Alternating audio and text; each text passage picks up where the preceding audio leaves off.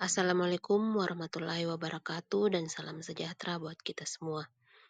Perkenalkan, nama saya Dewi Niati, NIM B2406431, kelas D2, mahasiswa jurusan S1 Kebidanan pada Universitas Megabuana Palopo.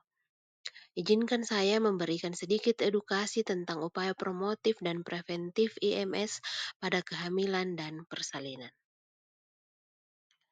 Apa itu IMS? Infeksi menular seksual atau IMS adalah suatu penyakit atau infeksi yang ditularkan melalui hubungan seksual atau kontak intim lainnya.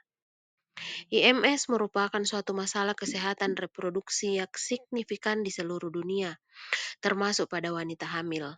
Menurut data WHO, lebih dari 1 juta kasus IMS baru setiap harinya di seluruh dunia.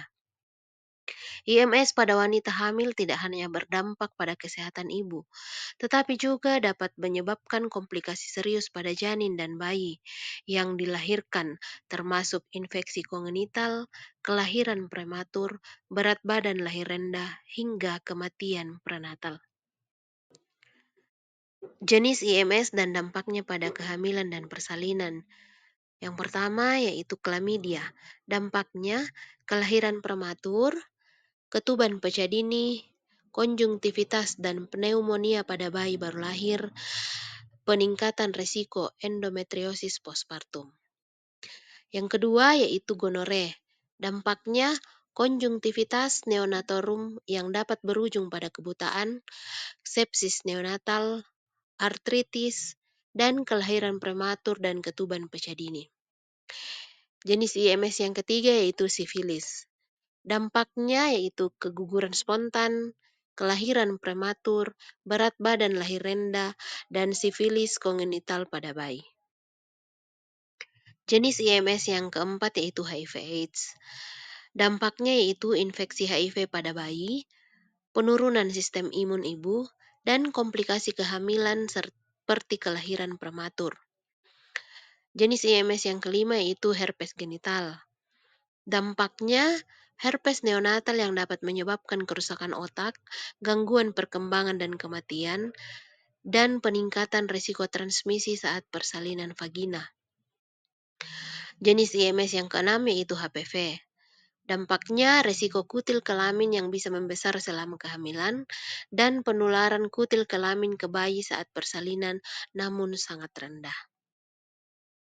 Upaya promotif IMS dalam kehamilan dan persalinan yang dapat dilakukan yaitu yang pertama, edukasi kesehatan reproduksi, diantaranya penyuluhan tentang IMS dan faktor risikonya, edukasi tentang praktik seks selama kehamilan, informasi tentang pentingnya screening IMS dan pemeriksaan ANC rutin, dan komunikasi interpersonal antara tenaga kesehatan dengan ibu hamil untuk meningkatkan pemahaman tentang IMS.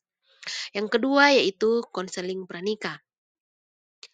Screening IMS sebelum kehamilan, edukasi pasangan tentang pencegahan IMS, dan perencanaan kehamilan yang sehat dan aman.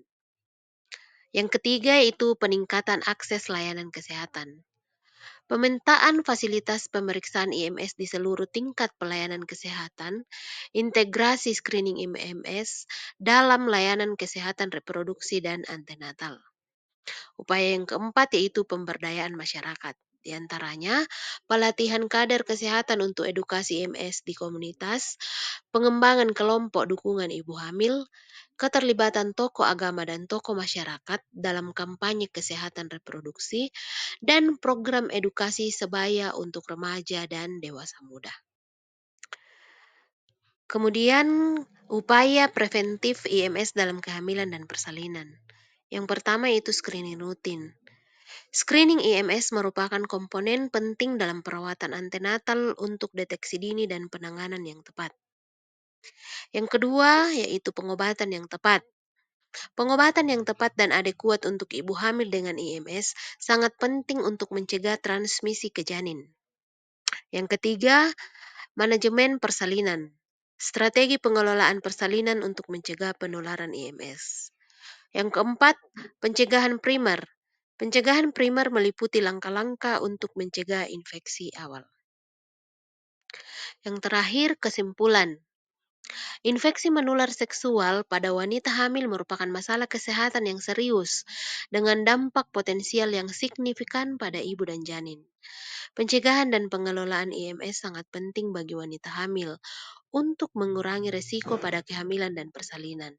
Pemeriksaan IMS rutin dan pengobatan yang tepat dapat membantu mencegah banyak komplikasi.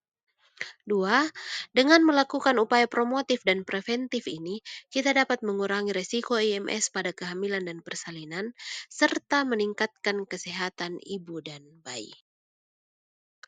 Demikianlah sedikit edukasi tentang upaya promotif dan preventif IMS dalam kehamilan dan persalinan.